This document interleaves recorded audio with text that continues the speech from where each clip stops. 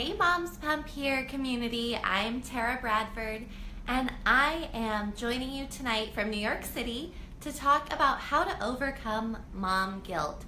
So this is my first time on Moms Pump Here, so let me introduce myself for a minute. Hi Priya, I'm a certified life coach and I'm also a registered nurse, and I am so excited to be here.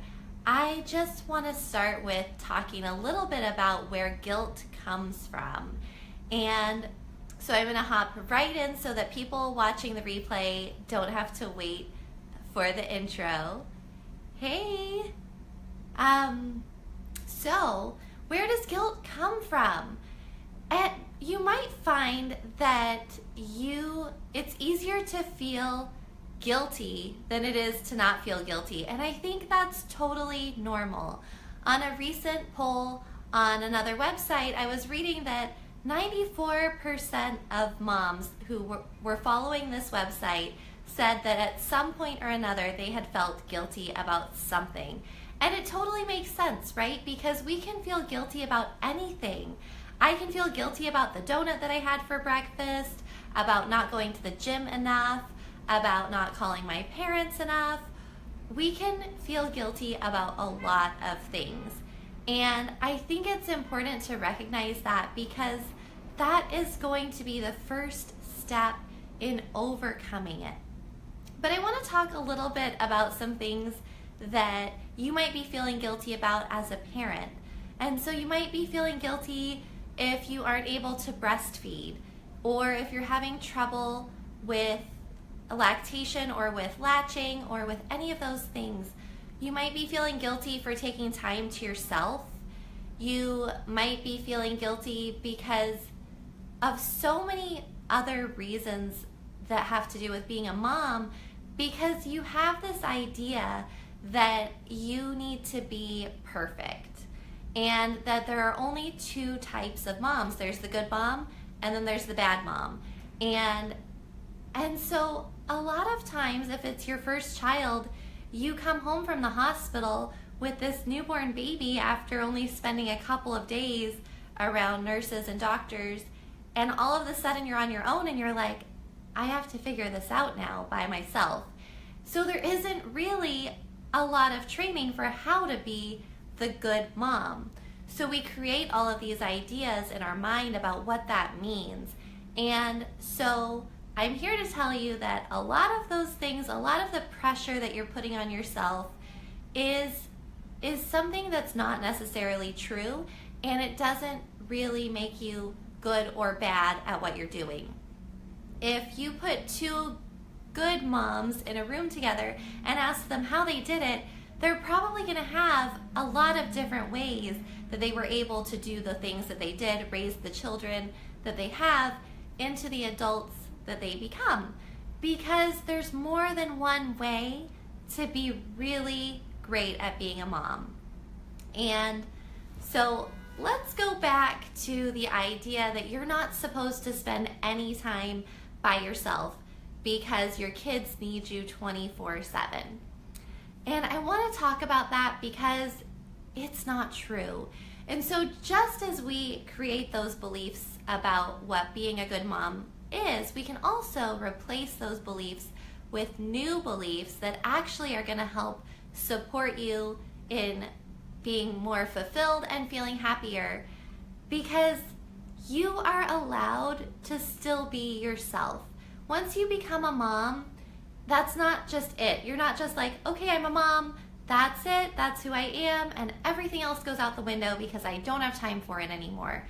You are definitely a lot busier, but you still have to make time for yourself. You can't just give up everything about yourself, the person that you were before, the goals that you had for your life, and the things that you want to do, because I will tell you that your kids are watching you and they are paying attention to the things that you're saying. They're paying attention to the things that you're doing. I was just talking to a girlfriend the other day, and her 2-year-old was in the living room playing, and she was vacuuming, and she asked her daughter, will you pick up your Barbies off the floor so that I can vacuum? And her daughter looked at her held the small of her back, winced, and said, "I can't, my back hurts." And so she's 2 years old. She probably didn't come up with that on her own, but she saw someone else doing it, and because their back hurt, they didn't have to pick something up off the floor. And so she learned from that behavior. So that is a really generalized example, but your kids are watching you. If all you do is take care of them and do everything for them, and then feel guilty about not doing other things or feel guilty about not being perfect, then you're actually teaching them, you're role modeling that they should be perfect too. And they're going to be really worried about disappointing you. On the other hand, if you have your passions and your goals and your hobbies and the things that you're working on, and you share that with them and you teach them how to problem solve, you fail in front of them and teach them how to fix it, you are giving them so much more by giving them those tools for when they become adults than you are by teaching them how to be perfect. If you're teaching them how to fall down and get back up because you did it, then they're gonna feel okay with not being perfect all the time, and they're gonna be more able to overcome their failures in the future because nobody's perfect. Nobody is doing the right thing all the time. And so to set ourselves up for failure like that by expecting perfection, we're actually at a disadvantage. So I want to share with you a few ways that you can overcome that guilt. So I was talking to Priya the other day about walking through the park and not having her kids around, and then all of a sudden feeling like, oh, my kids should be here with me. So that is one of the words that I want you to try to eliminate from your vocabulary, the word should, because it tells you that you're not doing something right. And so by saying should, you're actually causing guilt and inflicting it on yourself. And so if you are saying the word should a lot, then that's one of your signs that you are actually feeling guilty. So guilt is an emotion, it's a negative emotion, it makes us feel bad about ourselves, and the first step is to acknowledge that it's there. I'm not here to tell you that you can sweep it under the rug and pretend it's not there, because that actually doesn't help you. It doesn't get rid of the guilt just to hide it and pretend it's not there. But what we're going to do is try to replace that with a more positive emotion. And so recognizing the guilt and recognizing that it's there is going to be your first step, because you need to be a little bit self-aware for this to work and acknowledge that you have the power to change that emotion. You don't have to feel guilty all the time. So we're acknowledging that the guilt is there first, and one of the key words that is going to tell you that you're making yourself feel guilty or that you are feeling guilt is the word should. And the second step is to think about where that guilt is coming from. What is your intention? Why do you feel guilty? And I think a lot of times as parents, you feel guilty because you care, honestly. Like, you want your children to have the best parents possible. You want to do a good job. And sometimes you don't know how. Sometimes you try something and it doesn't work. And you have to forgive yourself when that happens, because it's going to happen. There's no such thing as a perfect parent, and there's no such thing as a perfect child either. So we are all on the same playing field, and nobody's perfect. So by seeing where that guilt is coming from, you're actually going to validate yourself by saying, yes, I do care and I do want to do a good job, and I do acknowledge that I'm not perfect. So that's usually where most guilt comes from, because you care. And the third step is to validate yourself. So really logically think about this. Try to take the emotion out of it. Take a step back if you have to, take a deep breath. With my clients, I usually, at the beginning of our session, I have them take 3 deep breaths and try to think about nothing. Try to just clear the space, because when we're go, go, go all the time and we're so stressed out, you might find that you're not really breathing. Like after a stressful day, your muscles are all tense and all you can think about is the next thing that you have to do on your list of things to do. And people really do forget to take deep breaths. So take a deep breath, take a couple of deep breaths, really think about, am I doing this for the right reasons? Whatever it is that you're doing, going somewhere by yourself, working on a project that's really important to you that doesn't involve your children, making a decision about how you want to raise them, what kind of school they're going to go to, if you're going to breastfeed or not, all of those decisions that you get to make as a parent.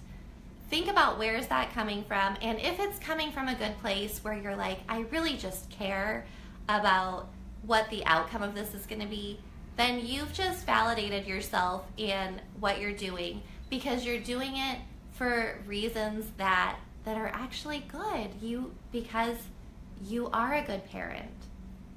And then after you validate yourself, think about all the good things that can come from that.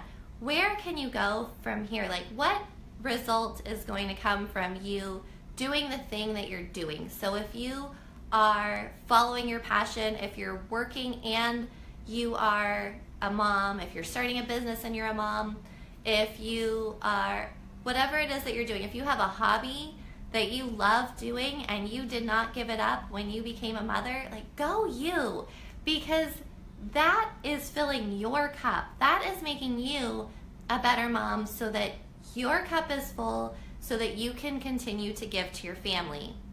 And I want you to think a minute about your top priorities. And your family is probably up at the top of that list. And cleaning your house probably isn't at the top of that list.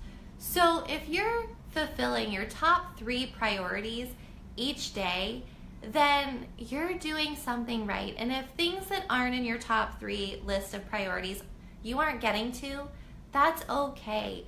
There are only 24 hours in a day, so you have to make sure that you are making time for what's most important to you.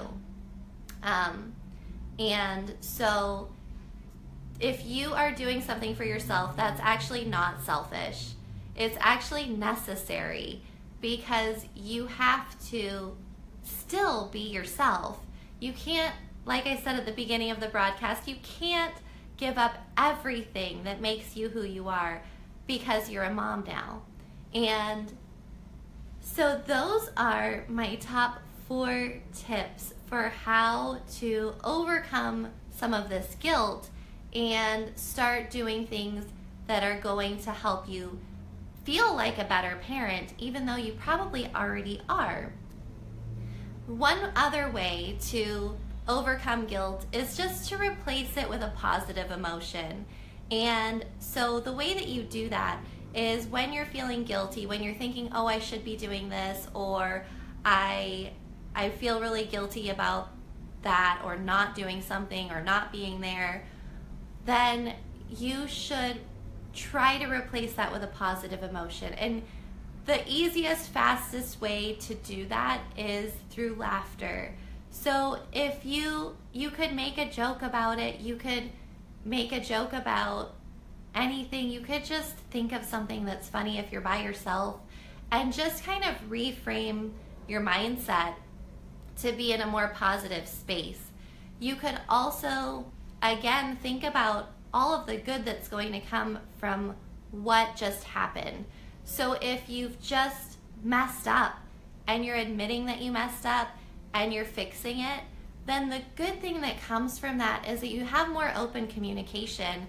You're role modeling for your children that it's okay to mess up, and you're teaching them how to be honest and how to own it when they do mess up.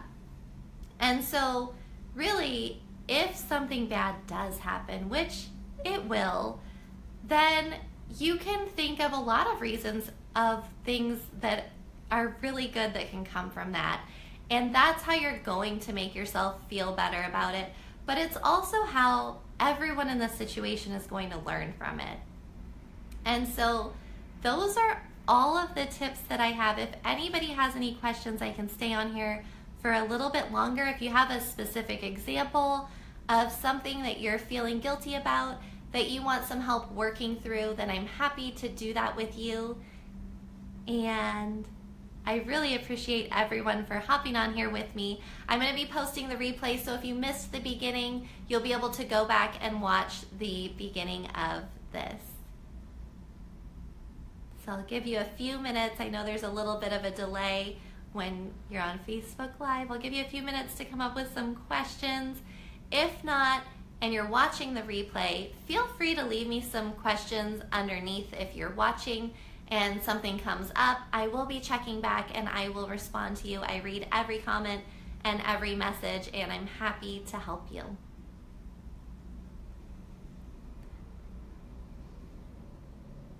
Okay. I am going to sign off for now. Thank you so much, Priya and Moms Pump Here, for having me, and I look forward to talking to you again soon. Bye.